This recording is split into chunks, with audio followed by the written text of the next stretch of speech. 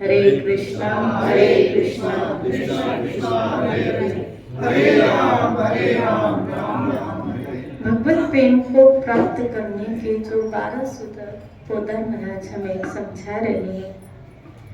पोदार जी कह रहे हैं ये भगवत प्रेम ही जीवन का परम लक्ष्य है।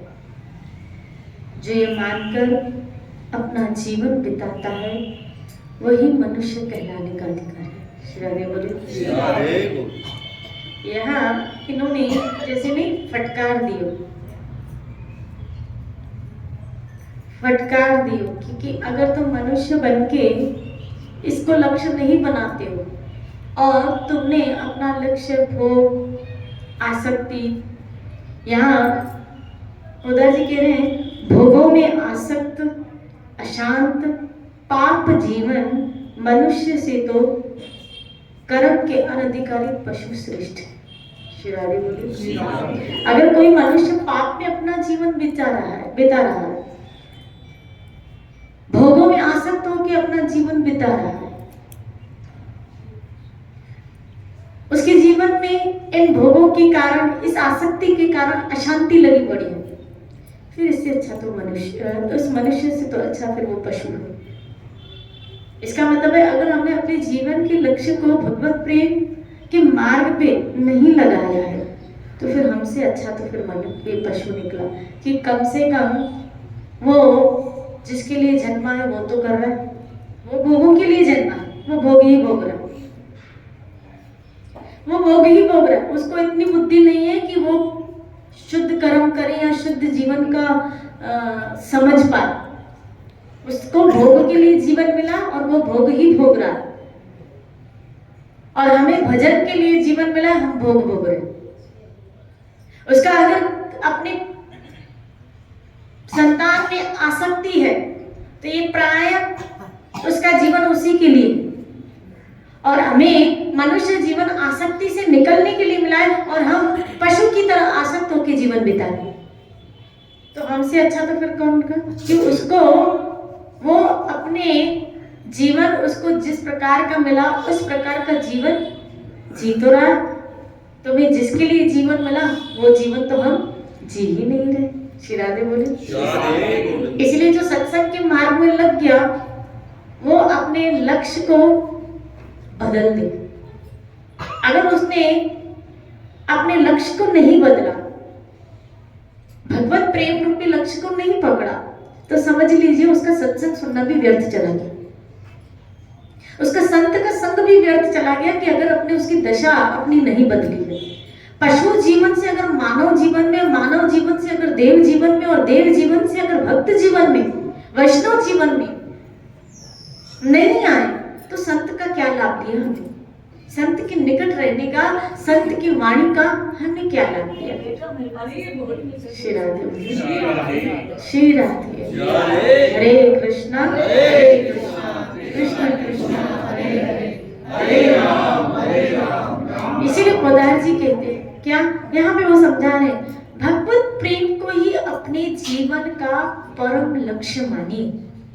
परम भट्ट बोला है उन्होंने परम लक्ष्य अपना भगवत प्रेम को मानिए और उसके लिए दृढ़ संकल्प हो जाइए और हर हालत में अपने लक्ष्य को ध्यान में रखिए। इसलिए संसार में जितने कार्य कर रहे हो उन कामों में इतने लुप्त मत हो जाओ कि अपने लक्ष्य को भूल जाओ, इतने खो मत जाओ कि अपने लक्ष्य को भूल जाओ। श्री राधे बोलिए। चाहे फिर कोई भी कार्य, बड़े टफ से टफ कार्य हो, बड़े टफ से टफ, बालपन से लेके अधेड़पन, अधेड़पन से लेके बुढ़ापा, बुढ़ापे से लेके मौत तक, पता नहीं जीवन हमारा कितनी स्थितियों से गुजरा, कितनी स्थितियों से गुजरा, जिसमें बहुत सारी टफ स्थितियां भी आई और बहुत सारी सुखद स्थितियां भी आई। तो जीवन में चाहे सुखद स्थितियां आए चाहे टफ स्थितियां आए, लेकिन अपने लक्ष्य के ऊपर हमारा ध्यान होना चाहिए। सुख में खो मत जाओ, दुख में भूल मत जाओ। बस इतना सूत्र ध्यान रखना, सुख में खो नहीं जाना है और दुख में उसको भूल नहीं जाना है।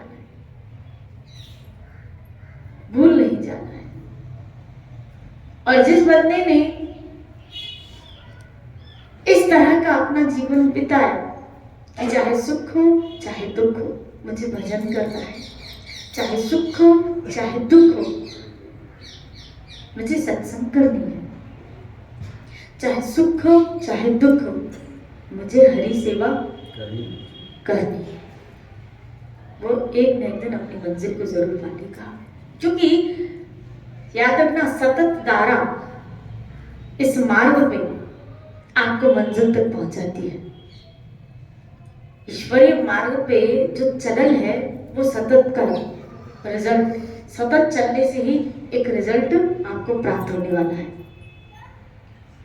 खुदाई खोदते जाओ खोदते जाओ खोदते जाओ खोदते जाओ खोदते जाओ, कभी न कभी तो जल ही जाएगा। श्री राधे बोलिए, करते जाओ, ये जो कर रहे हो करते जाओ करते जाओ करते जाओ, एक न एक दिन तो अंदर सफाई हो ही जाएगी, अर्थात भगवत प्रेम रूपी जल तो निकल ही आएगा। लेकिन आपको इसमें अनुकूल और प्रतिकूल शरणागति का इसलिए पहला ही सूत्र है,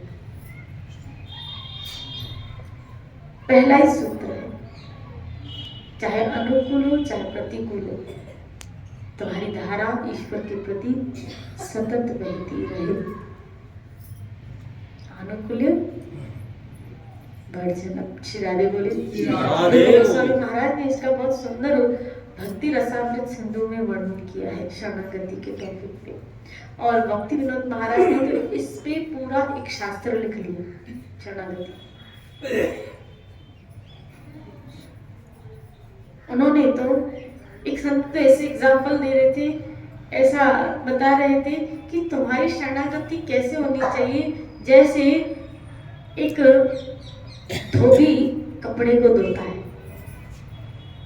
उन्होंने ऐसा एग्जाम्पल दिया, बोला कपड़ा उसको जब पीटा जाता है पत्थर पे, जब उसको पीटा जाता है पत्थर पे से मारते ना, यहाँ पे वो लगाती क्या सोटा लगाती है, या फिर धोबी होता है तो पत्थर पे उसको पछाड़ेगा।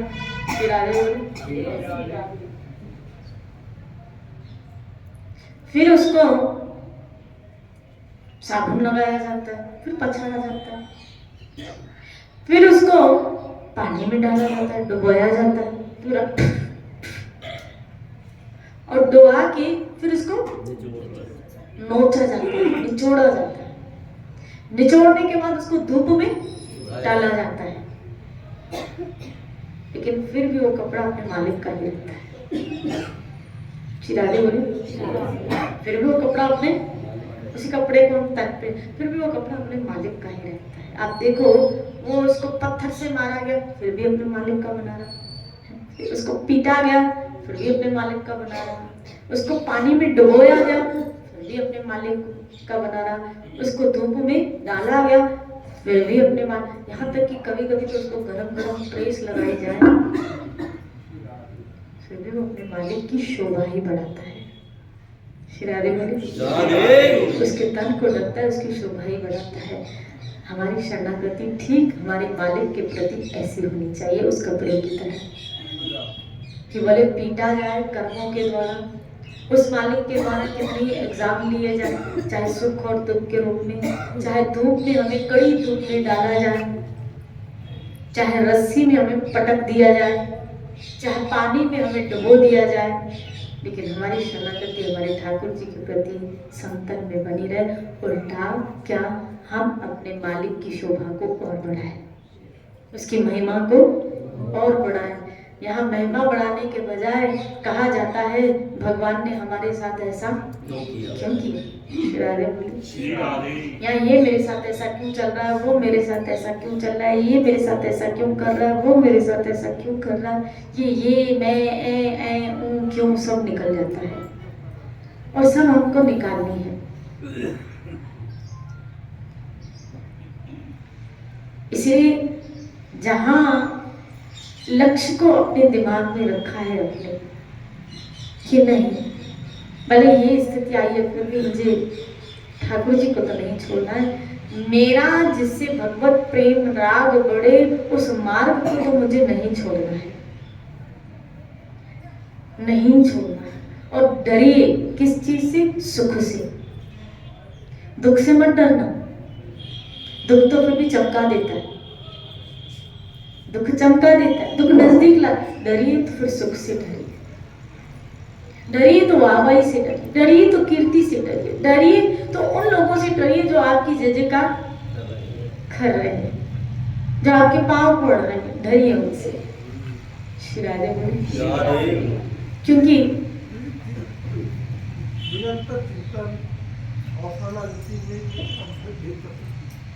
निरंतर चिंतन और शरणागति में भेद कर सकते हैं। नहीं, जो शरणागत होगा वो निरंतर चिंतन करेगा।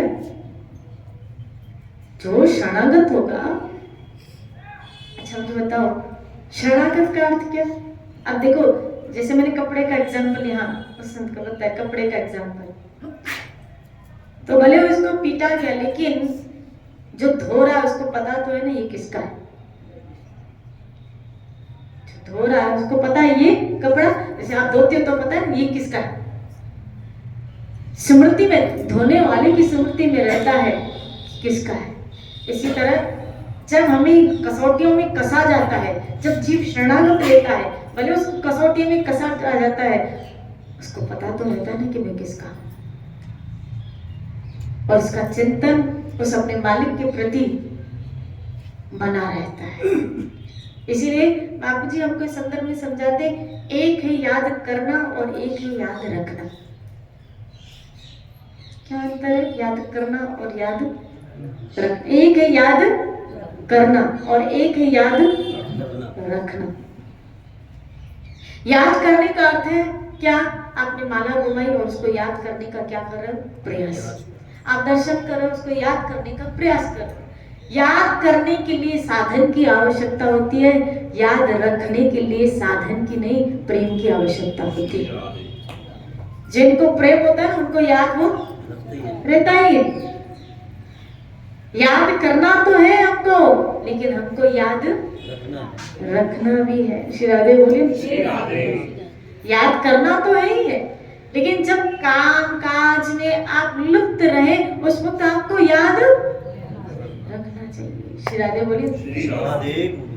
जब समय निकला आपने याद कर लिया, माला घुमा ली, लेकिन जब ग्रह कार्यों में, संसार व्यवहार के कार्यों में आप जा रहे हैं, वहां आपकी स्मृति में उसकी याद रखना है कि वो आप किसकी शरण में हो। बस बात इतनी तो बनानी है, किसका होके आपको काम करना है बस। देखो, एक व्यक्ति कंपनी का होके जब काम करता है ना, तो पूरी जवाबदारी कंपनी की। वो टैग लगाता है तो किसका? कंपनी का। श्री राधे बोलिए। कभी तो कंपनी के दिए हुए साधनों का वो एंजॉय भी करता है। नहीं, जो गवर्नमेंट जॉब करते हैं उनको टिकट मिलती है, फ्लाइट्स की, ट्रेन्स की, ट्रिप की टिकट्स मिलती है हमको। श्री राधे बोलिए। और कभी तो आउट ऑफ की टिकट मिलती है। एंजॉय तो कर रहा है ना, लेकिन किसका होके? कंपनी का होके। जब कंपनी का होके साधन का एंजॉय किया जा सकता है, मिल सकते हैं भोग आपको कंपनी के द्वारा, तो फिर उस मालिक का होके क्यों नहीं? श्री राधे बोलिए। आप व्यवहार निभाओ ना, लेकिन उस मालिक का पता है। हम व्यवहार निभाते हैं, जब हम व्यवहार में उतरते हैं ना, तो हम वो व्यवहार वालों के हो जाते हैं। हम ये भूल जाते हैं कि हम किसके हैं। हम ये भूल जाते हैं कि हम किसके। व्यवहार में जब उतरो तब भी आपकी स्मृति में ये बात बनी रहे, आप किसके हो। आप हो तो ठाकुर जी। अपने आप को समझाओ, हूं तो ठाकुर। याद रखना इसको कहते हैं कि व्यवहार में भी खरे उतरो तो आपकी स्मृति में रहे, न मैं इसका हूं, न मैं इसका हूं, न मैं उसका हूं, न मैं उसका। इसको कहते कलाकारी का जीवन। क्या? सबको लगे कि हमसे प्यार करते हैं, लेकिन हमको पता हो हम किससे प्यार करते हैं। सबको लगे। जैसे महाप्रभु सबसे मिलते थे तो ऐसा लगता था, सबको ऐसा लगता था क्या ये तो हमसे ही प्यार करते, ये तो हमसे ही प्यार करते। श्री राधे बोली। ऐसे हमें कलाकारी का जीवन जीना है। उसको लगे भी और उसको भी पता हो क्या कि मैं इसमें किसको देख रहा हूँ, देख इसको रहा हूँ। अब वो नहीं कौन थे, एक संत शायद बोले शायद थे, तो वो कई रास्ते से जा रहे थे, एक स्त्री घूंघट भी थी, उसका हाथ नजर आ रहा था और हाथ में भी खाली उंगली नजर आई, उसकी उनकी नजर उंगली में पड़ी। तो जब उंगली में नजर पड़ी तो बोला इसकी उंगली कितनी सुंदर है, अगर इसकी उंगली इतनी सुंदर है तो उसका हाथ कितना सुंदर होगा, तो अगर इसका हाथ इतना सुंदर तो ये खुद कितनी सुंदर होगी, जी खुद इतनी सुंदर होगी तो उसको बनाने वाला कितना सुंदर होगा। शिरादे बोले अब कहाँ से कहाँ पहुंच गए। शिरादे बोले मैं सुबह कह रही थी सत्संग में, जगत को देखो, देखो जगत को, देखो जगत को, लेकिन उस जगत को देख के महिमा जगतपति की करो। देखो जगत को, क्योंकि इस जहां में ये आंखें हम इन्हीं को ही देख सकते हैं, हमारी अलौकिक इंद्रियां नहीं है अभी हमारी लोग, तो देखो जगत को, लेकिन ध्यान जगतपति में रहे, महिमा उस जगतपति की हम करें। वाह प्रभु, देखो ना, देखा जगत को, स्त्री को, लेकिन महिमा किसकी हो गई, जगत। वाह, वो कितना सुंदर होगा। यही संत का नजरिया है, संत का नजरिया और हमारे नजरिए में क्या अंतर है कि हम जगत को देखते हैं और जगत को ही देख के रह जाते हैं, वहीं पर हमारी बुद्धि सीमित रह के रह जाती है।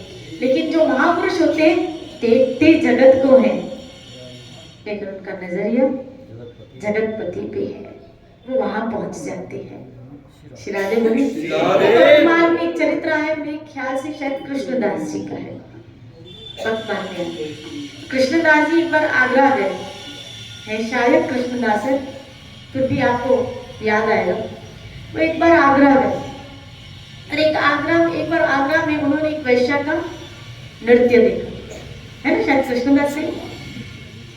आगरा में उन्होंने एक वैश्या का नृत्य कर रही थी, वो नजर पड़ी, और वो कितने बड़े संत, आपको क्या बताऊं कि इनके चरित्र में आया कि एक बार वो जलेबी खा रहे थे, गरम गरम जलेबियां निकल रही थी, तो जलेबियां निकलती उनके मन में आया, तुरंत भाव आया, ये तो गरम गरम जलेबियां मेरा श्रीनाथ जी खाए, भोग लगाए। अब भाव क्या आया, श्रीनाथ जी खाए उधर, ये कहाँ किस जगह पे है, आगरा पे, और कहाँ श्रीनाथ जी गोवर्धन में। तो इनके मन में भाव आया गरम गरम जलेबियां श्रीनाथ जी को लगे, और वहां श्रीनाथ जी ने गरम गरम जलेबियां पाली दूध के साथ। जय जय वल्लभ आचार्य पूछ रहे, जय जय ये कहाँ से, बोला वो कृष्णदास ने भोग लगाया है। कृष्णदास ने कहा क्या, उन्होंने भोग लगाया गरम गरम जलेबियां, तो आज भोग में बनी नहीं थी, तो ये कहाँ से आ गई, बोला कृष्णदास ने भोग लगाया। आप उनकी स्थिति देखो कहाँ है, कि भोग कहाँ लग रहा है और ठाकुर कहाँ पा रहा है। वो स्थिति वाला व्यक्ति, कहीं मन में किसी को शंका न है, इसीलिए बता रहे कि उनकी स्थिति कहाँ थी। देख वैसे, क्योंकि कभी कभी याद रखना, संत जहां होते हैं ना, जहां होते हैं, एक बार तो ये जशन वासवाणी जी मैखाने में पहुंच गए थे। मैखाना समझते हो, शराब खाना। शिरादे बोले किसमें पहुंच गए थे। अब कोई व्यक्ति संत को शराब खाने में देखे तो क्या बोले, बोला ये सब भ्रष्ट डोंगी। शिरादे बोलिए। अब वो क्यों गए थे, बोला क्यों गए थे, बोला इसीलिए गए थे कि क्योंकि संत किसी का दुख नहीं देख सकते, किसी की तकलीफ नहीं देख सकते, किसी का कष्ट नहीं देख सकते। तो जब वो विदेश जा रहे थे तो एक पति पत्नी आए थे और उन्होंने उनको कहा था कि हमारा पुत्र कब से विदेश गया है, लेकिन कोई पत्र के पार नहीं, कब से गया है और कोई पत्र, कोई अता पता नहीं, हम वहां जा नहीं सकते, उसका पत्र आ नहीं रहा है, तो आप अमेरिका जा रहे हैं, ये पता है, इससे इस कॉलेज में पढ़ता है, तो खाली उसकी खैर खबर लेते हुए आने। अब उन माता पिता का हृदय विहल देख के उन्होंने वो फोटो आदि सब ली और वहाँ अपने शिष्यों के द्वारा पता लगाया तो पता चला कि वो शराब खाने में, और जशन वासवानी वहाँ पहुँच गए शराब खाने में। क्या? उस बच्चे को देखने के लिए, और देखा तो वो शराब में बिल्कुल धुत थे। जिस टेबल पे बैठे थे वो बच्चा वहीं आके बैठ गया। शिरारे बोले, और जशन वासवानी उसके सामने बैठे थे। तो जशन वासवानी इसको कहने लगे कि तुम फलाने फलाने के पुत्र हो, तुम तो यहाँ पढ़ने आए थे ना, तो जब तुम भारत जाओगे इस हालत में तो तुम अपने माँ बाप को क्या मुंह दिखाओगे? जशन वासवानी अपने इसमें लेख में लिखते हैं, एक जगह अपनी बायोग्राफी में उनके आता है, लिखते हैं, उस वक्त मैं विचार कर रहा था कि जैसे ये बच्चा अपने माँ बाप से दूर होके यहाँ गलत संगत में आके और विषयों में लुप्त हो गया और अपने लक्ष्य से च्युत हो गया, तो वो मैंने जब उसको कहा तुम अपने माँ बाप को क्या मुंह दिखाओगे, तुम्हारे माँ बाप इंतजार करें, तो उसका सर शर्मिंदगी से नीचे हो गया और वो मेरे से नजरें मिला नहीं पा रहा था। तो मैं सोचने लगा, उन्होंने कहा, मैं सोचने लगा ये जीव जिस लक्ष्य के लिए नीचे आए, भगवत प्राप्ति के लिए, भगवत प्रेम प्राप्ति के लिए, आज ये जीव भी तो भोगों में, विषयों में, काम में, मोह में आसक्त चित्त हो गया है। कल उससे भी जब सवाल पूछा जाएगा, जब यहाँ से जाएगा, तब कहीं ऐसा ना हो हमारी नजरें भी शर्मिंदगी से नीचे झुकी हो, हम क्या मुंह दिखाएंगे उसको? हम सब क्या मुंह दिखाएंगे उसको? शिरादे बोले, अगर हम इस लक्ष्य से च्युत हो गए तो सोचिए जरा, हम क्या मुंह उसको दिखाएंगे? क्या मुंह दिखाएंगे?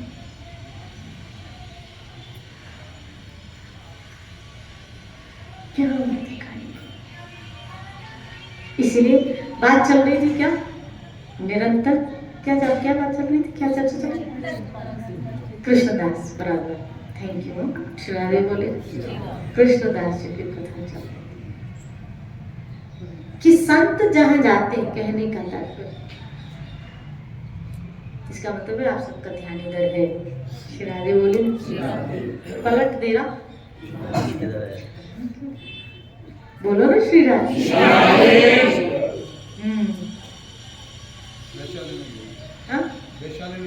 वैशाली कृष्णदास जी उस वैश्य को देखते और वैश्यालय में जाती है, उस स्त्री से, उस वैश्या से मिलती।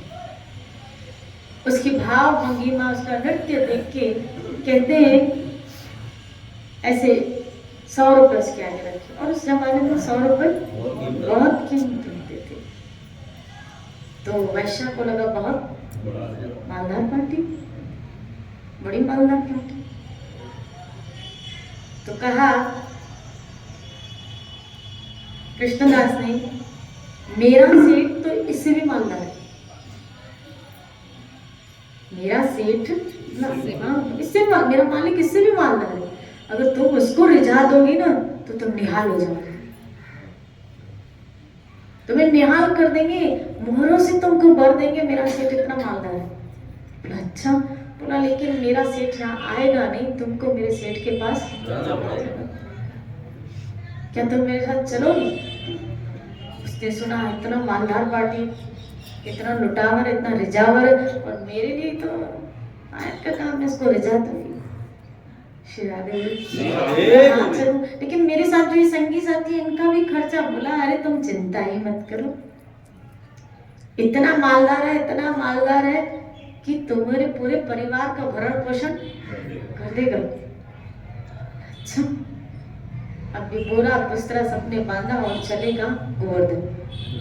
चिरागे बोले, ये है संत का कमाल कि आपको कहाँ से उठा के कमा दिया।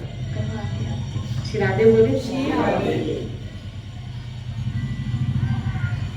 और उसको पद याद कराए, उस वेश्या को पद याद कराए, बोला इन पदों के द्वारा मेरे मालिक को रिझा। जब मंदिर में लेके आए तो हाहाकार मच गया, पूरे गोवर्धन में इर्द गिर्द के लोग उनके ऊपर हंसी मजाक उड़ाने लगे, उनकी निंदा करने लगे कि इसका दिमाग खराब हो गया। एक वेश्या को कहाँ लेके आए? मंदिर में। श्री राधे बोलिए, याद रखना जब सीधा रास्ता हो ना, क्या बोलो, जब रास्ता सीधा हो तो चलना आसान होता है। रास्ता जब सीधा हो ना तो चलना आसान होता है, लेकिन रास्ता जब खुद को बनाना हो ना तो बड़ी तकलीफें आती है, बड़ी तकलीफें आती है। सीधे रास्ते में तो हर एक गाड़ी भी चल जाए, आप भी चल जाओ,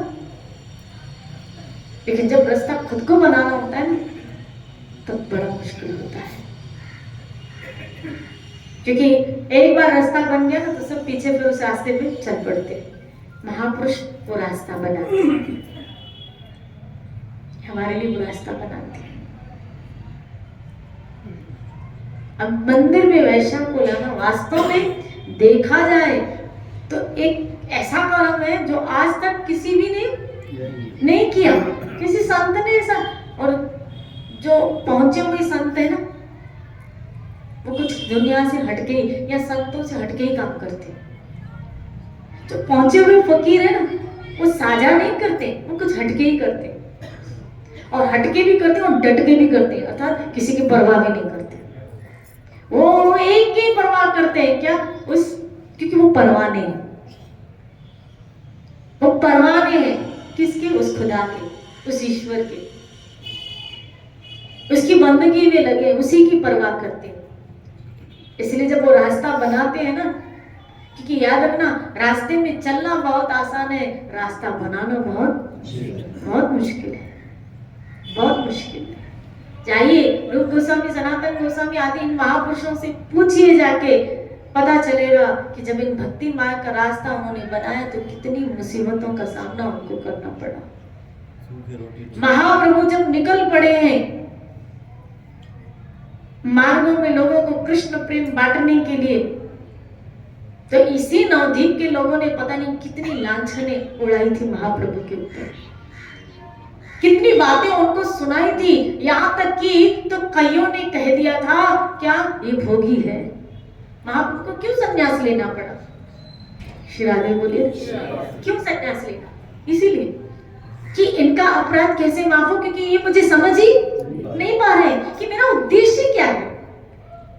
इसीलिए मैं कहती हूँ महापुरुष के कार्य को मत देखना, उसके उद्देश्य को देखना। कार्य को देखोगे तो हो सकता है भ्रमित हो जाओ, लेकिन उस कार्य के पीछे उस उद्देश्य को देखोगे तो प्रणाम करोगे, फिर प्रणाम करने को जी करेगा और उनके ऊपर नौछावर होने को जी करेगा कि इतना बड़ा उद्देश्य जो हम समझ नहीं पाए। क्योंकि कार्य हो सकता है लौकिक दिखे, हमारी जो आंखें हैं, हमारी जो चक्षु है, वो भोग आसक्ति और संसार के विकारों से लुप्त आंखें हैं, तो वो उन्हीं आंखों से हम देखते हैं। हम अंदर की वृत्तियों से ही, जो हमारे अंदर की भोग की वृत्तियां, उन आंखों से हम महापुरुषों को देखते हैं, लेकिन वो कुछ और होते हैं। श्री राधे बोलिए, बोलो ना श्री राधे। जरूरी नहीं है जो महापुरुष एसी में बैठा हो, कार में घूम रहा हो। श्रील प्रभुपाद को देखो, सोने की कार में घूमते थे, उनके शिष्यों ने उनके लिए गोल्ड सोने की। तो इस प्रकार से देखा जाए तो ऐसा लगे श्रील प्रभुपाद जैसा भोगी तो फिर श्री राधे बोलिए। चेन भी देखा मैंने एक जगह पहनी हुई, अंगूठी भी देखी मैंने पहनी हुई, आपने कई फोटोज में देखा होगा। श्रील प्रभुपाद को एक सोने की, एक वो भी डायमंड्स की लगी हुई पहनती। श्री राधे बोलिए।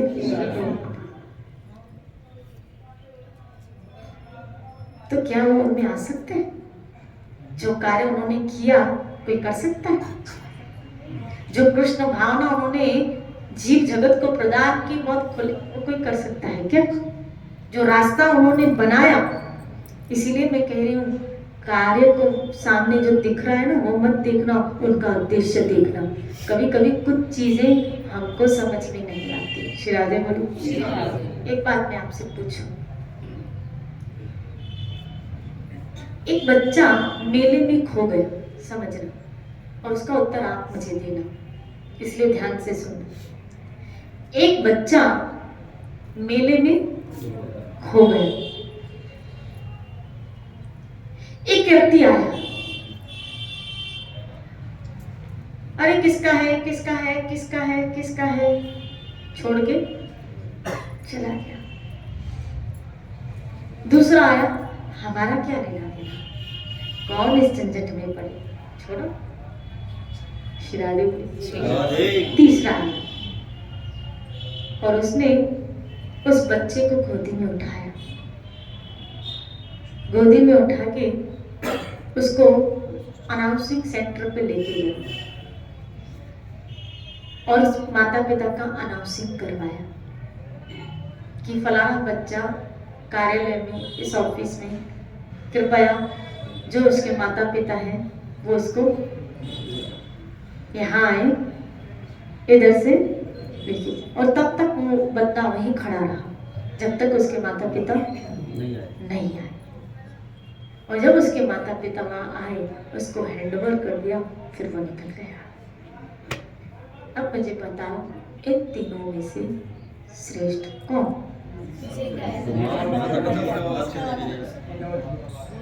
बोलो।